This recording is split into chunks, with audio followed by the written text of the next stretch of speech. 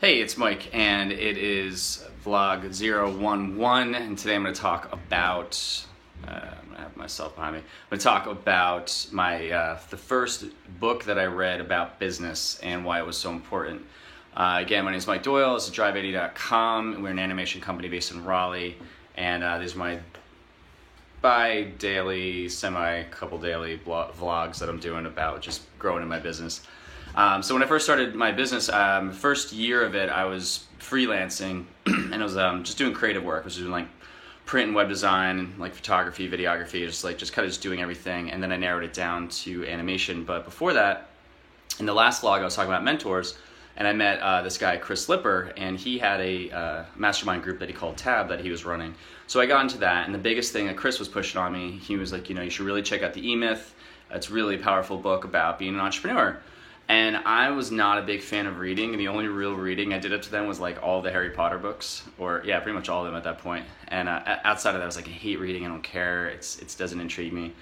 So I got the E-Myth by Michael Gerber on audiobook, and it's really long, and I would just go in my car and listen to it. So anytime I was driving, at any point, it was going to just get coffee, it was going to a networking event, if it was driving to see friends, I'd have this playing in the background instead of the radio, instead of music, and instead of any of that. And it was just a really great book. And the takeaways I got from it, and why it was so good, is because he's basically talking about how, like, the story's focused around this person he's business coaching, which at that point, again, I didn't understand what business coaching was. I thought it sounded stupid. I was like, why do I need a coach? Like, this sounds like a scheme, it sounds like people are just trying to make money. I don't understand what they do. And then I started realizing more, because that's when I got into a mastermind group, and I had Chris as a business coach, and they have knowledge that you haven't attained yet, so it gets to that point of thinking in a different way. And the E-Myth was cool because the story is based around this guy giving this female business owner, sorry, my battery was dying there, female business owner advice about, she made pies, and she was basically had a pie shop, and she'd get there all the time, and she'd be making them herself. And he came in and he just would ask her questions consistently, and then the chapters would break down into what these things mean. One of them is about like these three guys who started a business, and you have like the technician, I forget these parts of it. It's just like what you are in your business. Are you making the product, or are you working in the business, or are you working on the business? So in her case, she was working in the business, and she started hating making pies, but she was like, oh, my grandmother had this great recipe, and I'm going to make pies all the time, people are going to want it. And he helps her create systems and processes, and saying like, all right, well, here you are, and this was the biggest thing helped me out.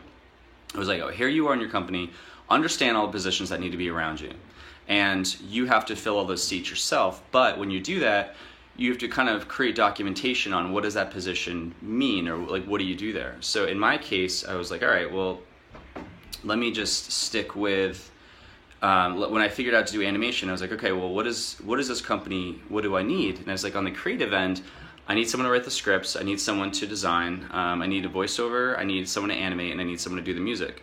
And eventually I need a project manager, but I didn't know that yet. So I was like, okay, well, let me do all these things. And my first thing was like, wait a minute, let me get someone to write script. And unfortunately, I had a friend, Amy, who wrote copy, and I reached out to her. I was like, hey, like, I have this idea. I got to come in real low on what I can pay you right now, but this is what I want to do, and you want to break into writing copy. Maybe there's a balance here. And she just jumped on board, and it was awesome. So that was one thing that I took off of my plate, was having her do copy. But then I still had to design. I had to animate, and to get voiceover, to animate and get music. And then I was like, okay, well, as I'm doing that, I would start reaching out to other people, and I'd say, hey, I'd meet someone who was a designer. I'm like, you design, I'm looking for a designer, and this is like what I could pay for the project, and this is like, well, I'm charging, not that much for these projects right now. And then I got someone to design, and then I was just doing the animation part, but the voiceover, I would go to their office, and I'd record them, and then I started realizing really quickly that was an awful idea, because you didn't take into account that like you couldn't find a room where there wasn't just random noise around the office, or people's voices, they weren't meant for voiceover, and it just sounded really crappy afterwards. So all these things basically, and as I was doing this, I was documenting it, and there was one point where I had filled all the seats. I had someone from script all the way through animation and audio. And it helped me like just sit back and go, wow, I can up my rates. I can pay these guys well. I can just focus on getting business, and then I can create a system about that and just have it be like a turnkey solution. And that's what I did. And I ended up getting Basecamp, which is a project organization application that's online. And I sat down with Amy one day and I said, all right, well, let's go over for like an hour or two what our process is. And we wrote down exactly what went into a project. And it was great because then we just took that, we templated it in Basecamp, and every time I had a new project, I'd open it up and I would assign everyone what they had to do. So on the animation side of it, that helped me create systems. And the eMyth helped me understand a system is basically step by step what happens when you're doing this one task and how to do it efficiently. And it just gives you a clear focus on what to do.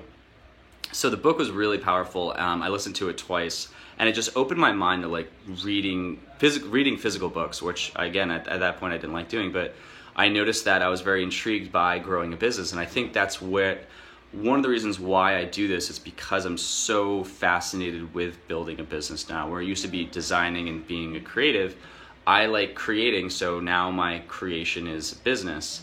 And there's so many other aspects of it. And so that just launched me into reading all these other books. And then it was about mindset and about, techniques that people did, about sales, all these things. So yeah, hopefully, and I had eMyth written behind me there the whole time. So I didn't focus on that till now.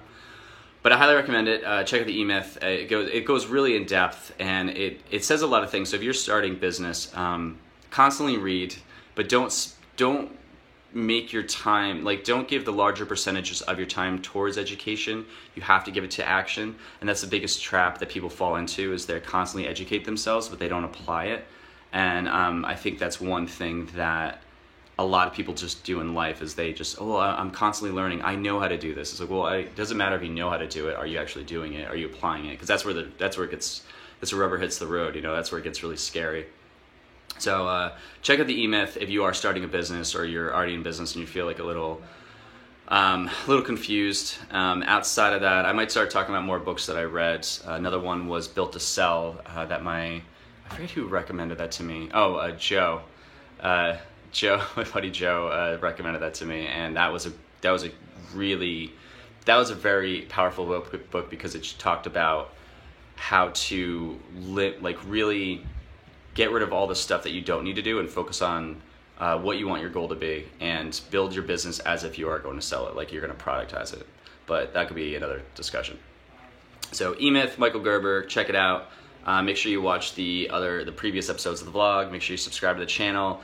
Love it if you ask some questions and comment below. And that's it. So until next time.